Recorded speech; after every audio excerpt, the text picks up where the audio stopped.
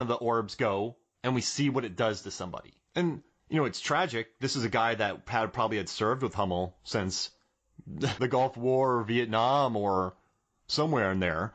So you know what the gas does. You know how serious it is. But then you also get another scene with the sarin gas with Nick Cage, where you get to see the gas working. You get to see him diffusing bombs.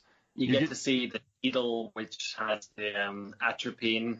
Yeah. Like the needle. Yeah, and the guy's like, I'm not going to stab this in my chest. So you have the chess pieces start moving pretty early. So later on, when he has to, as Nick Cage calls it, kabuki himself, that he tried to do it like kabuki, when he has to do that. And then when you have the gas, a teaspoon of this could drop 100 yards, kill everybody, 100 feet, kill everybody. You know what it does to them. So the stakes are quite real in that you just know what the gas can do. You know what Nick Cage can do. And when he stabs himself in the heart earlier, you know why. So it's a miracle that all these neat little bits survived throughout the writing process, because there's some cool callbacks. I mean, it's a good script that was Frankenstein by many different writers. Well, even the Rocket Man gag, that's like a throwback, part of the movie. Like he's, when his fiance comes home and they're going at it, the song that's playing in the background is Rocket Man. Yep. And then call back later in the movie where he calls he fires the rocket at was it Tony Todd? Yeah, Tony Todd, because you're the Rocket Man. Oh, brother. And what I love too is Nick Cage included that the Beatles record in the beginning too. That wasn't in the script. That was a Nick Cage-ism, because he wanted the audience to know, because he hated the Rocket Man line. So he wanted audiences to know that he loved music. I guess if he got an Elton John album, it would have been too on the nose, and then they play Elton John.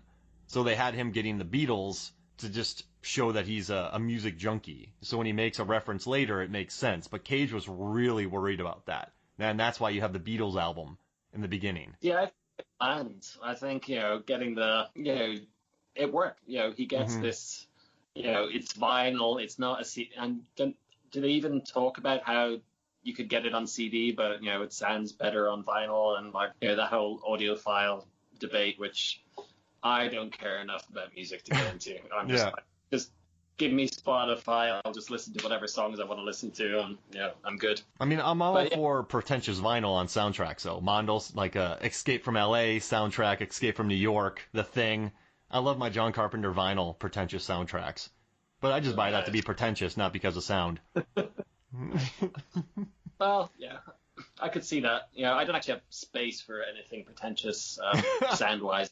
I thought. But no, a lot is set up early, and we explore, we get the beginning of the film with Ed Harris. We also see that Nick Cage has some aim with his gun when he shoots his little Nerf gun into something. Yeah, he shoots middle of the target, first try. Exactly. Yeah, so later on when he's like, die, die, die, and kills the guy, I mean, completely different guns, but it comes back to each other. And also Nick Cage had a huge argument with Michael Bay because he wanted to be sitting around in purple underwear playing a guitar, drinking wine after the sarin gas scene. So when she comes home, he's just sitting there without a shirt playing guitar with wine. He's like, that seems like a good way for someone to relax after dying. So Cage fought hard for that. He came out in purple underwear. And Michael Bay just thought, oh, sure, sure. Yeah, it's another one of those weird choices that seems to make perfect sense in the context of the movie. Yeah. It's why wouldn't you come home and just, you've probably taken your clothes off and have to dump them because you've just been exposed to sarin gas. Yeah, that's a great point. Your work is probably giving you some overalls or something to come home in, and you're just right, get this crap off me. It's relaxing, and then, hey, I'm going to play my guitar or... Yeah. Okay, we watch a lot of action movies, and there's a lot of stock action films that just do action beat, action beat, action beat. I think this one is still beloved because of the Zeus's butthole line. And Nick Cage sitting there playing the guitar without a shirt. The really weird strange humor in certain parts. And I think there's enough weirdness in this movie to make it stand out amongst all the other action films that don't even try to be weird. Does that make sense? Well, what I like is it's meta as well. It it plays with you a little bit. Like having Sean Connery have a throwaway line where it's like, oh yeah, I was trained by British intelligence. It's like, yeah, that could be James Bond. It's like, yeah, he's totally James Bond who got like kidnapped for 20 years, right? Yeah. Yeah, and he even has a daughter. Well, Bond wouldn't have that. Wow. Well, he might. Bond probably has a bunch floating around. Always carry protection in the means of a firearm. Not too sure about the other kind. But no, I mean this film. I gotta tell you, the commentary listening to it made me really happy because I just loved learning about the making of this movie. You had a former Navy SEAL on set. They have like a bunch of SEALs as the extras for the SEAL team as well. Oh, it's funny you say that because Michael Biehn, when he had to make speeches, Michael Biehn actually fell apart a little bit one day on set and couldn't read his lines. And he went to his trailer. Michael Bay went to go talk to him. And Biehn just said, listen, I have to make an inspiring speech to Sean Connery, Oscar winner Nick Cage, and a bunch of Navy SEALs who are giving me nothing. So if you watch the movie in the background, the Navy SEALs are just staring at him. They're not like they are murdering him with their eyes. So it threw Michael Biehn. He had been in some gigantic films, Aliens, Terminator, Tombstone, The Abyss, but he had a really hard time acting alongside those Navy SEALs. And the guy who set everything up, the guy who trained, was on set to make sure all the military tactics were right, in the commentary, he made sure to say, my Navy SEALs would never go down to these Marines. He's like, my Navy SEALs would never be in one place. My Navy SEALs would have split off into one place, or would have been a diversion, which would have dragged some people away. And then my Navy, they never would have been in one place at once. So he understood that they need to die, but he had to throw in the commentary that there's no way it would have happened like this. He's like, but it's a movie. My boys would have been much better than this. We would have totally taken the island. That plan was crap. Yeah, and he said it in the commentary. He got very defensive, which just made me very happy. So, well, yeah. I guess if you're the guy who's seen as the source of the military tactics in the film, you're going to want to show that you know your stuff. You're like, okay, it's like, look, this was deliberately poorly planned because we needed to set up this situation where you just have good speed and Mason. And not like, if they would have dragged Nucci down with them, Danny Nucci. Remember him back in the 90s? Titanic, Crimson Tide? Yeah, he was the friend in Titanic, wasn't he? Yeah, he had a big 90s run. If they would have dragged him with them, that movie would have been something different entirely. What? That's a good one. Crimson Tide is a good one. Oh yeah, that's a Gene Hackman, Washington going head to head. Well, Gene, beautiful. On Disney, so they've added all the new movies to Disney Plus, that new thing. You have Crimson Tide on it?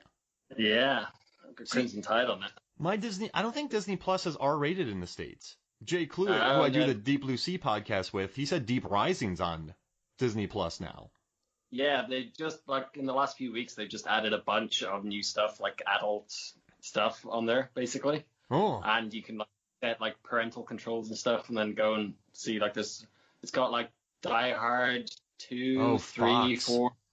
Yeah, it's got, basically all the Fox kind of movies. It's great. They'll probably bring in their Touchstone films later on, too. Captain Ron. Yeah. The wonderful Captain Ron. Dimension? Because they own all of the Weinstein Dimension stuff now, too, don't they? They'll put maybe. Phantoms. Affleck was the bomb in Phantoms. I've never watched Phantoms. Or maybe I have. I think I background watched it one time. All right, back to The Rock. And also on the commentary, which I thought was pretty fun, that I was listening to with Michael Bay, there were a lot of issues about the boilers still working in the film. And a lot of people questioned that on set. Producers, writers, everyone wondered why. But it's still a working facility. Yeah. So, they still do tours there. Yeah, so it's still going to be switched on. Yeah, but people are worried about that. I don't get why the boiler needed to be so flamey and spinny. Yeah. Surely a kind of a better design for that sort of thing. I guess it works in a movie for an action beat, but would a boiler realistically have this periodic flamey kind of thing? I don't know. I love it though. Was that designed for the set piece, or is that what the boiler actually looks like? That's a great point. They were there. They probably took a look at it, but I don't think there's ever. I'm sorry if you are a boiler manufacturer or repairman, But yeah, it's kind of funny that it's on an exact timer. But it's still cool. Remember Yeah. later on when Nick Cage goes, "That was badass, by the way." Like he calls him out, like, "That was sweet how you did that."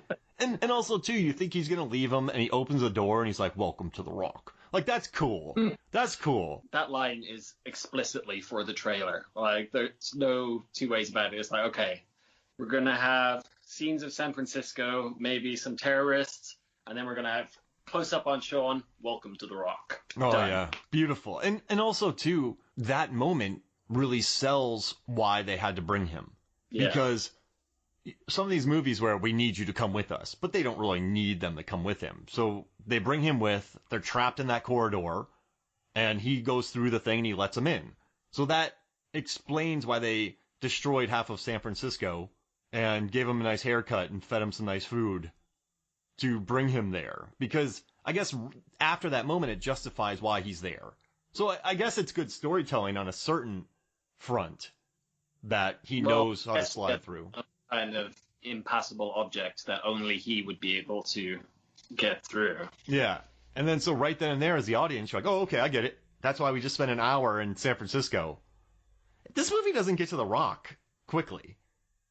No, you've got the opening, which I think that's about 8 minutes long, because I remember having the soundtrack, and basically the Rock opening beat, like that whole soundtrack for that whole sequence is like 8 minutes long. Mm-hmm. Then you've got the whole bit where you have to go and meet Nick Cage, and you've got the sarin gas, and then you've got him finding out that Carla's pregnant.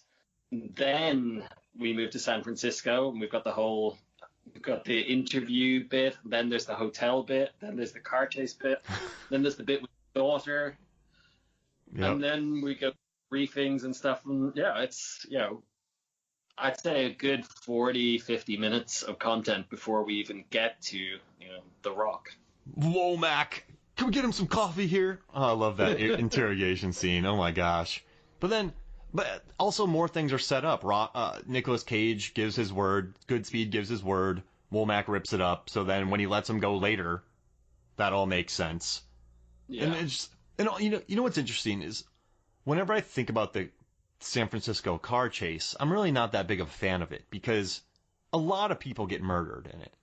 It's Sean Connery going to see his daughter, and people die in that scene. I mean, they drive with reckless abandon through that city, and Michael Bay admitted that.